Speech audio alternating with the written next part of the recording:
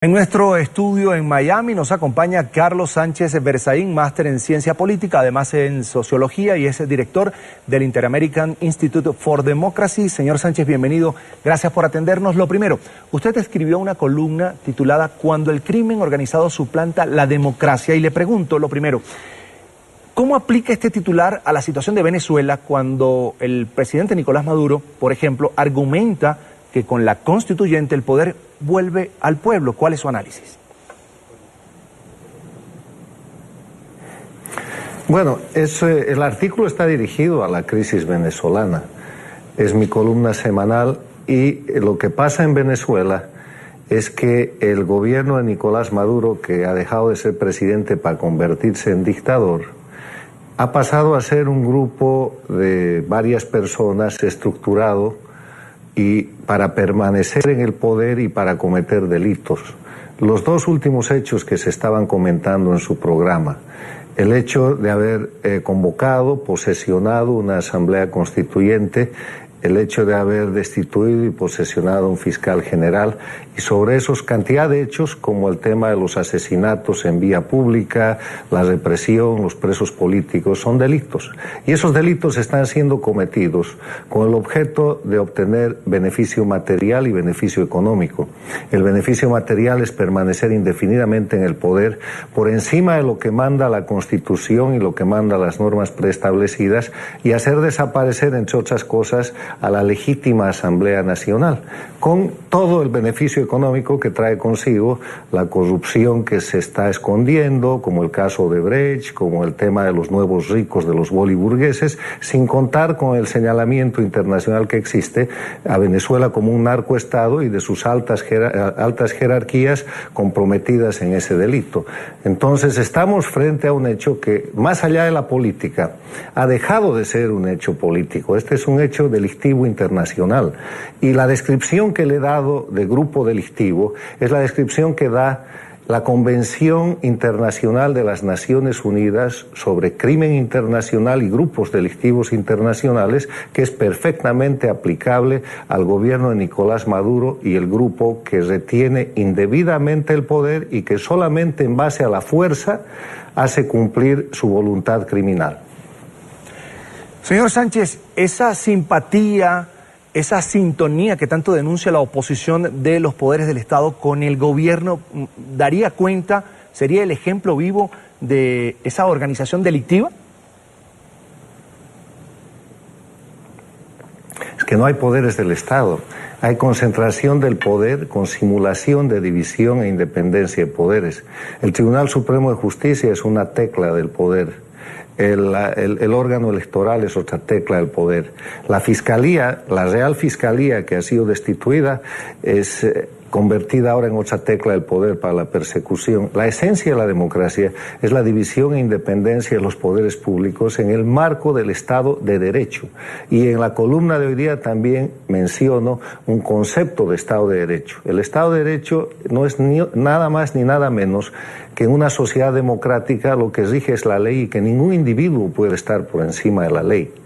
El señor Maduro y su banda se han puesto por encima de la ley, civiles y militares que son la ley, que han violentado la Constitución, que el 1 de mayo han convocado por sí y ante sí a una Asamblea Nacional que no tiene ninguna legalidad ni ninguna legitimidad, que pasando por encima de la voluntad del pueblo, y esto es lo importante, cometiendo delitos en una secuencia de una verdadera cadena de delitos que en el ámbito jurídico se conoce como concurso delictivo real, asesinatos, apresamientos, suplantación, aplicación indebida de la ley, persecuciones, cohechos, sobornos y cantidad de delitos que empiezan en los delitos contra la vida y terminan en delitos de narcotráfico, se han constituido en una organización delictiva y no son una organización política. Maduro es un dictador, pero tiene en el entorno un grupo de gente que están actuando más como mafiosos que como políticos, y la visión que el mundo debe tener frente a esta situación no es el tratamiento político, sino la aplicación de la Convención de las Naciones Unidas respecto al crimen organizado para el gobierno de Maduro. Señor Sánchez, habrá quienes se preguntan esto: si en Venezuela manda el crimen organizado, ¿cómo es que organizaciones como la OEA, la ONU, se ven en algunos momentos de manos atadas en su accionar para proteger a los ciudadanos de tantas atrocidades. Hablo de represión por parte de los cuerpos de seguridad del Estado, de la escasez de alimentos y medicinas, entre otras. Precisamente por eso, la respuesta está en el tema. Cuando en un barrio, en una ciudad, la mafia controla la ciudad, las autoridades, la policía, el Estado mismo no puede penetrar. El poder de este crimen organizado, que además es un grupo transnacional, liderado por la Cuba castrista e integrado por otros gobiernos, como el gobierno de Evo Morales en Bolivia, el gobierno de los Ortega en Nicaragua, el gobierno donde estuvo Rafael Correa y ahora está Lenín Moreno en el Ecuador, que forman un consorcio que se ha venido a llamar socialismo del siglo XXI y que están todos alejados del respeto a los principios de la democracia, muestra de cuerpo entero la tipificación que la Convención de las Naciones Unidas contra el crimen organizado da. Ahora, la razón por la que las Naciones Unidas no actúa es porque este grupo de países ha formado un sindicato lo suficientemente fuerte, grupos de países, porque controlan 16 países del Petrocaribe con el petróleo venezolano, y eso hace que el voto de esos países los secunde para poder ejercer actos de bloqueo, al punto que Cuba hoy día forma parte del Comité de Derechos Humanos en Ginebra,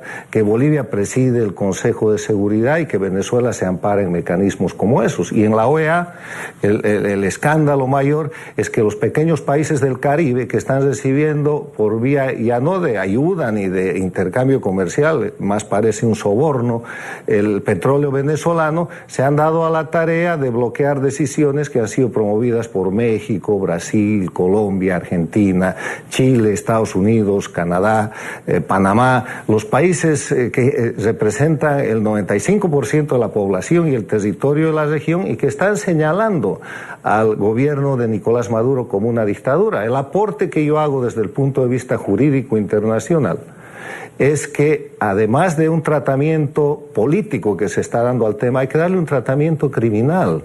La Convención, de nuevo, de las Naciones Unidas sobre Crimen Organizado sitúa a Maduro y su gobierno en la situación de ser perfectamente aplicable esta convención para salvar al pueblo venezolano de la violación diaria de sus derechos humanos, de los crímenes diarios que se cometen contra las personas, del estado de crisis humanitaria y además de que esta situación se agrave.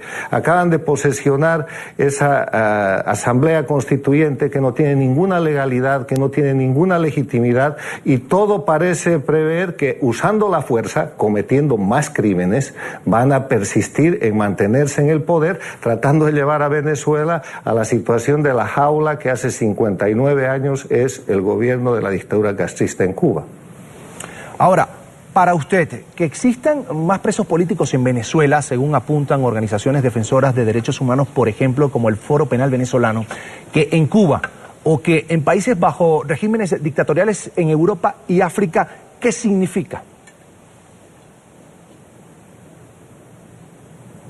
Bueno, significa que hay dos Américas. Yo tengo un libro publicado precisamente este año que habla de dos Américas. La disputa entre las dos Américas no es de carácter étnico, no es de carácter económico, no es ni siquiera ideológica. La disputa en América, en el hemisferio, es una disputa entre la democracia y la dictadura. La dictadura liderada por Cuba, que era la única dictadura del año 99, se ha recreado con el dinero que llevó Chávez, se ha expandido, controla Cuba, Venezuela, Bolivia, Ecuador, Nicaragua, controla indirectamente el voto internacional del Petrocaribe. Hasta hace unos años controlaba el Brasil de Lula y de Rousseff y controlaba la Argentina de Kirchner, ya no. Trató de penetrar y controlar el Perú de Ollanta Humala, ya no. Y ahora está reduciéndose, pero tiene una situación en la que en condiciones normales de democracia Maduro debió abandonar el país, el poder y el país hace mucho tiempo. Y no lo hace porque está aplicando la regla de mantenerse indefinidamente en el poder. Y en esa confrontación que se está produciendo, estamos viendo una América democrática tratando de salvar la libertad en Venezuela y confrontándose contra una situación de absoluta irregularidad irregularidad en un plano de política interna y de política internacional, a lo que yo sugiero, con un análisis jurídico que es muy serio y que está sujeto a todas las revisiones que se puedan hacer, agregarle el componente delictivo, que es esencial en base a la Convención Mundial de las Naciones Unidas sobre Crimen Organizado, porque esa es la situación en la que exactamente se ubica Maduro con su régimen. Solo usan la fuerza, cometen delitos todos los días, los delitos son infraganti, están siendo vistos por la prensa, la televisión a nivel mundial, no solamente local, y parte de los delitos que cometen son delitos contra la libertad de expresión, contra la libertad de prensa, contra la libertad de opinión. No hay quien se libre de la comisión de delitos, y son para obtener beneficio material, que es mantenerse en el poder, y obviamente el beneficio económico de la ofensa de los nuevos ricos y de los cientos y miles de millones de dólares que, por ejemplo, ya han empezado a ser señalados en Estados Unidos y en Europa a la gente del régimen. Bien, voy a agradecer a Carlos Sánchez Berzaín, máster en Ciencia Política y en Sociología, por estar con nosotros estos minutos aquí en la tarde de NTN 24. Doctor Sánchez, es un placer. Hasta la próxima.